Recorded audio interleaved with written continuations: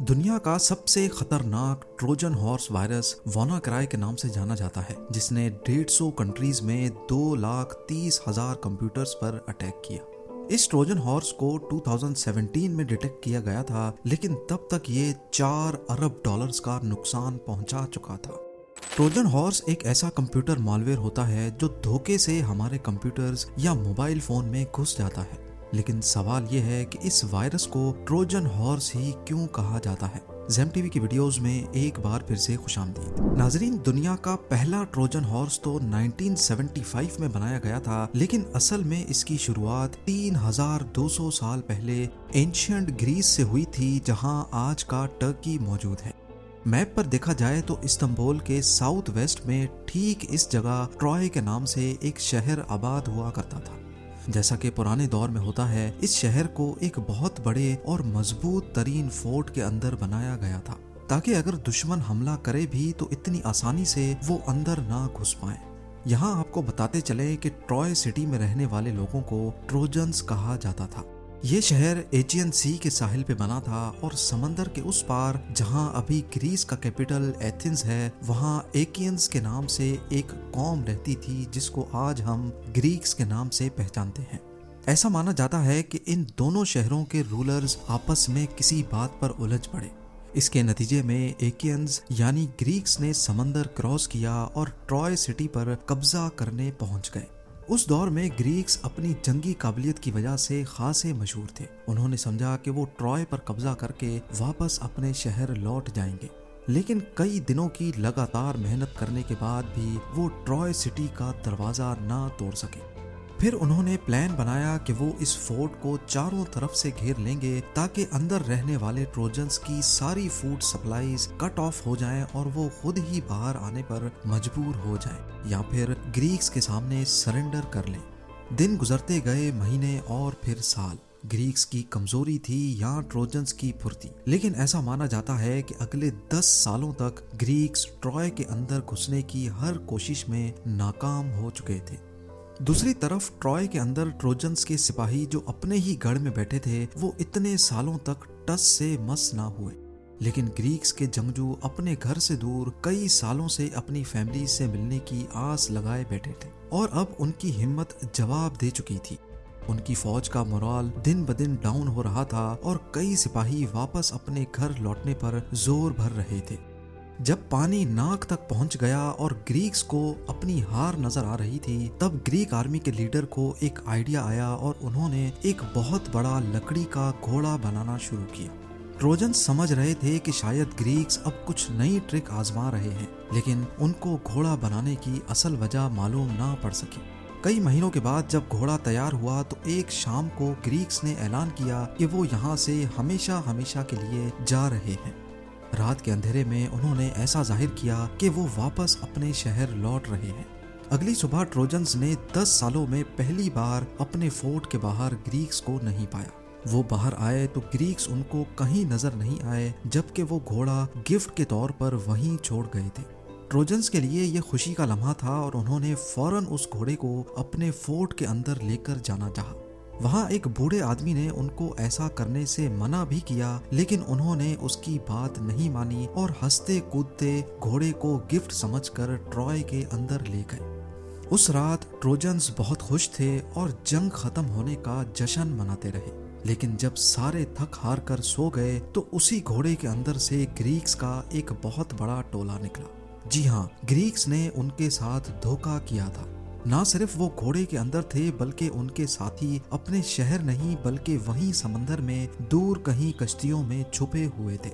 लकड़ी के घोड़े के अंदर से निकलने वाले ग्रीक्स ने सबसे पहले फोर्ट का दरवाजा खोला और अपने छुपे हुए साथियों को अंदर आने का इशारा दिया।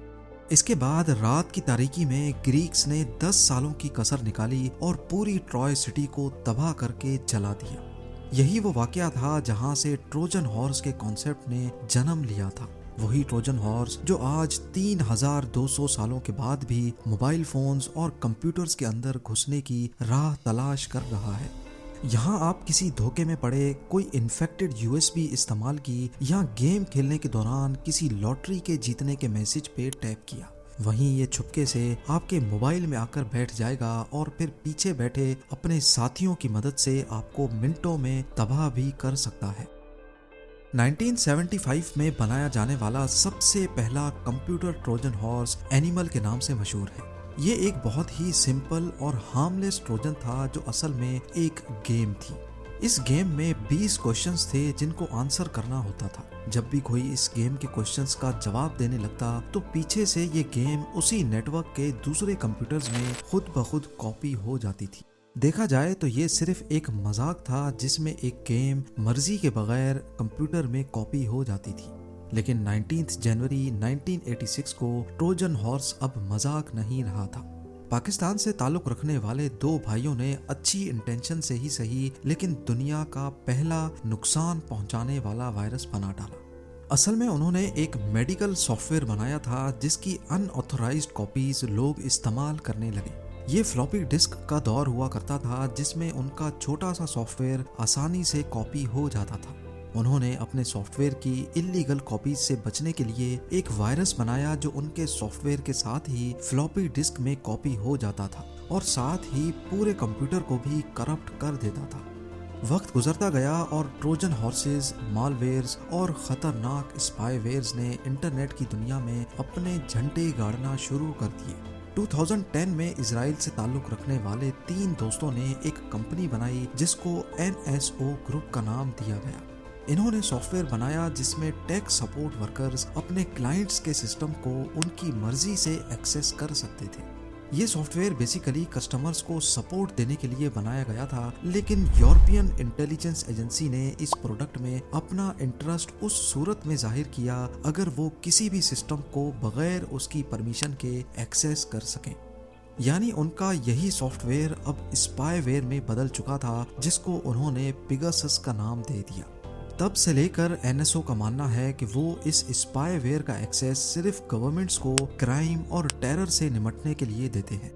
देखते ही देखते ये स्पाईवेयर इतना कामयाब हो गया कि अब इजराइल इसको अपना एक साइबर वेपन मानता है और इसकी डिस्ट्रीब्यूशन सिर्फ उन कंट्रीज को की जाती है जिन्हें इजराइल चाहता है। चाहे आईफोन हो, एंड्रॉयड या फिर कोई भी मोबाइल फोन, सिर्फ मोबाइल नंबर एंटर करने पर ये यूजर के फोन को अटैक करता है।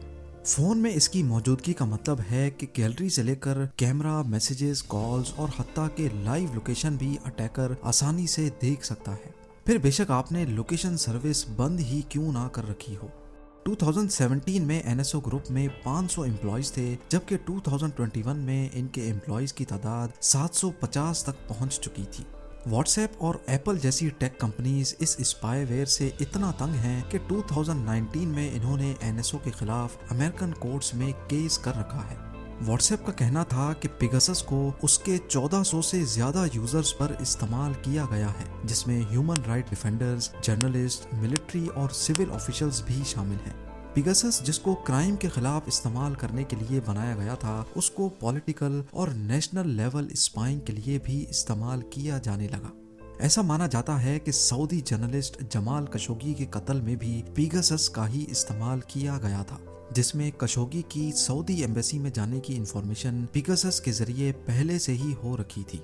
जब ये स्कैंडल बहुत बड़ा हो गया तब जाकर NSO ने सऊदी अरब को स्पाईवेयर का दिया गया एक्सेस बंद कर दिया।